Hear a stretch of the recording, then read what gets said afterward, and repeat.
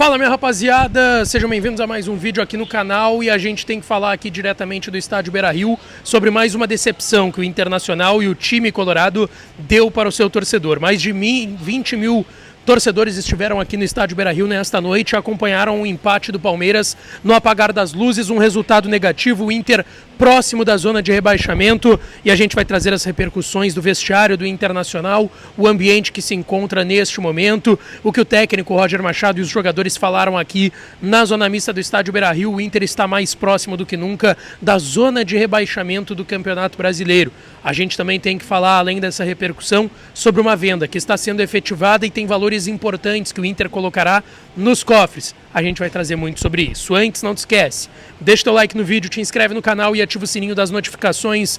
Por aqui já passamos dos 70 mil, estamos em busca e chegando já nos 71 mil inscritos aqui no canal Lucas Dias Repórter. Então deixa o teu like, te inscreve no canal e ativa o sininho das notificações por aqui. E é claro que esse conteúdo e todos os outros têm o apoio de KTO, KTO.com, a melhor casa de apostas do país, é a minha casa de apostas e pode ser a sua também. Entra lá e aproveita o código DIAS para tu ganhar 20% de free bet e sair brincando, porque esse meio de semana vai ter muito de Copa do Brasil, vai ter Grêmio e Corinthians lá em Curitiba, Grêmio e Corinthians, o Grêmio joga para uma vitória, vão ter outros clubes, vai ter Flamengo e Palmeiras que enfrentou o Inter vai pegar o Flamengo na Copa do Brasil e muitos outros jogos para vocês se divertirem lá na KTO.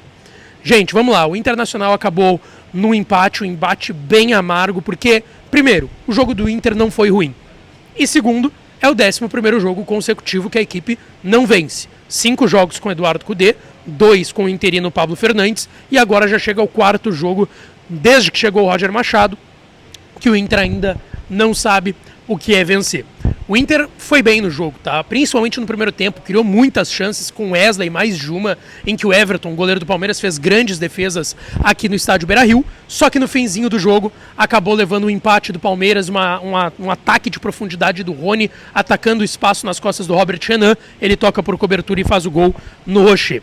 Com esse empate, o Internacional fica na 16ª colocação, uma acima da 17ª, dentro da zona de rebaixamento, com 5 jogos a menos. É importante a gente pontuar que o Inter tem 5 jogos a menos no Campeonato Brasileiro, ainda para serem cumpridos, contra o Atlético Paranaense, contra o Flamengo, contra o Bragantino, contra o Juventude e também contra o Cruzeiro. 5 jogos que o Inter tem a menos que seus adversários no Campeonato Brasileiro.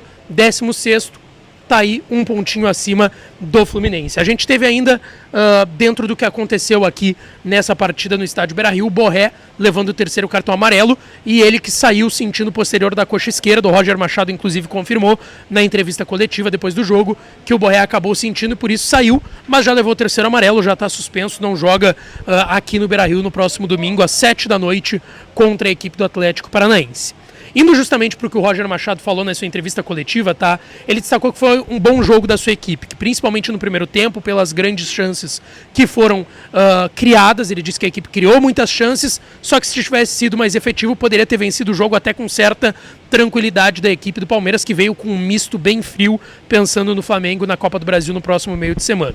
Ele disse que a equipe conseguiu segurar o ímpeto do Palmeiras quando foi necessário, só que tomou um gol de um jogador que ele sabe que gosta de atacar em profundidade, que é o Rony, e ainda assim a defesa do Inter não conseguiu marcar esse lance e acabou levando esse gol. Ele disse que foi muito frustrante o empate porque o Inter teve pelo menos 95% do jogo ao seu favor e ainda assim não conseguiu confirmar essa vitória no Campeonato Brasileiro. Sobre a questão emocional, tá? Foram mais de 20 mil torcedores aqui e, obviamente, a equipe estava sendo aplaudida, estava jogando bem, estava vencendo, terminou o jogo com um empate, o time foi vaiado na saída de campo. E o Roger destacou que a questão emocional só melhora quando os resultados vêm, quando os resultados são a favor e as vitórias vêm acontecendo. Ele disse que o emocional, por exemplo, da equipe estava bem, estava bom, até o momento que levou o gol, que foi lá depois dos 40 minutos da segunda etapa. Roger também destacou bastante que foi importante essa primeira semana de trabalhos, tá? Que ele teve cheia. Ele chegou aí, pelo menos... Roger chegou e teve 3 jogos em 10 dias para trabalhar. Agora ele teve pela primeira vez, aí pelo menos menos de 10 dias, obviamente, mas ali uns 6, 7 dias para trabalhar essa equipe. Ele disse que essa semana foi importante, apesar de ter sido iniciada com uma certa tensão por conta dos protestos do torcedor no CT de Alvorada, e que até a ideia foi abrir os treinos para a imprensa, para mostrar também para a imprensa e para o torcedor do Internacional porque ele quis passar que tinha esse bom ambiente, que não tinha corpo mole da equipe e que tinha um trabalho sério também. Inclusive, quando ele foi questionado sobre esse ambiente, a torcida que vem e acaba vaiando, ele citou que não tem como reclamar do torcedor do Internacional que veio aqui e apoiou aqui a equipe. Em relação ao torcedor, o Roger não tem o que falar. Ele mesmo disse isso. Ele disse que não ia cravar sobre o que o Inter ia brigar no Campeonato Brasileiro, mas eu questionei para ele se o Inter tinha condições de brigar por uma Libertadores, por exemplo, estando com 5 jogos a menos e 1 ponto do Z4. Ele disse que sim, que a equipe tem muita qualidade e que ele viu a evolução na equipe durante essa semana e que não dá para dizer onde vai chegar. Mas dá para dizer que o que ele está buscando agora, primeiro, é uma evolução da sua equipe. Gente, jogadores falaram aqui na zona mista, tá? E mostraram como esse ambiente tá tenso. Muitos jogadores passaram cabisbaixos e os dois que falaram cabisbaixos também com a imprensa. O Wesley, atacante ex-Palmeiras, que hoje foi mal, perdeu muitas oportunidades, disse que o Inter tinha condições de ter vencido a partida hoje à noite aqui no estádio Beira-Rio e que foi castigado no final, levando aquele gol do Palmeiras, mas que é importante lembrar que tem jogos a menos, 5, como eu disse anteriormente, e que a equipe vai se fechar e seguir trabalhando. Ele foi questionado pelo Jason Lisboa da Rádio Gaúcha como é que vai, depois de tudo que está acontecendo, garantir para o torcedor que tem chance de dar a volta por cima. E ele disse que o jogo de hoje, por exemplo, foi digno de quem vai brigar em cima da tabela e que tem que tentar se apegar nos jogos atrasados para pontuar e voltar para a primeira parte da tabela. Tanto que ele disse, se vencer no próximo jogo do Atlético Paranaense aqui no Beira-Rio, já vai para a primeira parte da tabela do Brasileirão. E ele disse sobre as chances que ele perdeu particularmente, que sim, talvez tenha sido o nervosismo que tenha feito com que ele tenha perdido os gols. E ele disse que o momento que a equipe está vivendo é normal. Esse nervosismo por parte da equipe gera esse nervosismo por parte da equipe. E por fim, o Bruno Henrique falou aqui na zona mista do Beira-Rio que ficou triste pelo empate, até pelo que a equipe criou. Ele fez um golaço no primeiro tempo, um chute mais do que no ângulo, na forquilha, como a gente chama ali, sem chance para o Everton, do goleiro do Palmeiras, que estava fechando o gol.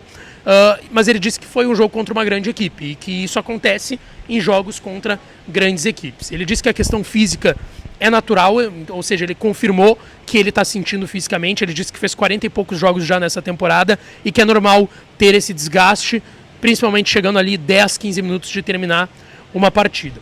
Sobre o momento, ele disse que o momento é bem difícil mesmo, que estando ali dentro de campo ele sofre bastante, sabendo que o torcedor está chateado com ele e com a equipe como um todo, que começou o ano bem e que talvez a parada da enchente ali tenha prejudicado a equipe, né? Porque tinha que parar, não tinha nem como jogar e nem treinar aqui em Porto Alegre, mas que acabou também atrapalhando, perdeu o ritmo, depois teve a troca de treinador. Tudo isso foi citado pelo Bruno Henrique aqui na zona mista do estádio Beira-Rio, mas ele disse que tem que pensar que tem um bom time, está começando um trabalho e tem que tentar sair dessa situação incômoda.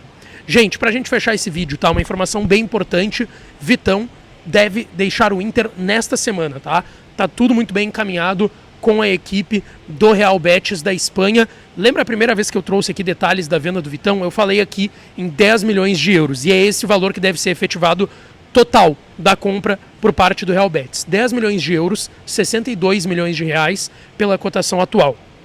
O Vene Casagrande, que é um excelente repórter lá do Rio de Janeiro, tem alguns detalhes importantes também sobre a forma de pagamento e ele trouxe, tá? Eu tenho só o valor total, 10 milhões de euros, 62 milhões de reais, e que o negócio deve ser efetivado essa semana. Mas o Vene trouxe alguns valores importantes, que 4 milhões de euros, ou seja, mais de 24 milhões de reais, serão pagos até o dia 15 de agosto, tá? Até a próxima semana, dia 15 de agosto, a primeira parcela deve ser paga pelo Real Betis. Depois, 3 milhões de euros, pouco mais de ali 18 milhões de reais, vai ser paga até 15 de junho do ano que vem, meio do ano que vem.